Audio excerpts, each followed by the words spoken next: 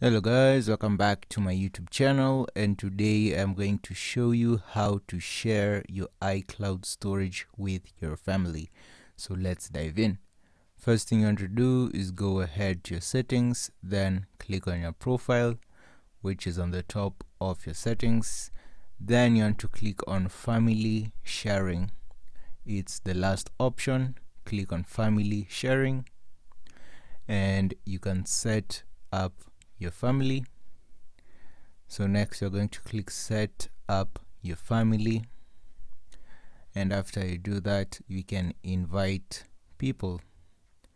You can send a message, you can send it through email and they can sign up through a link, or you can click invite people and they can add directly from your device. So for example, I can add a family member's Apple ID. So they have to have an Apple ID in order to access iCloud.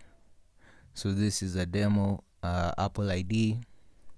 So all I have to do is add an Apple ID of the family member that I want to add, and they will be added to my iCloud. And that is how you do it, guys. If you found this helpful, please be sure to leave a like, comment, and subscribe.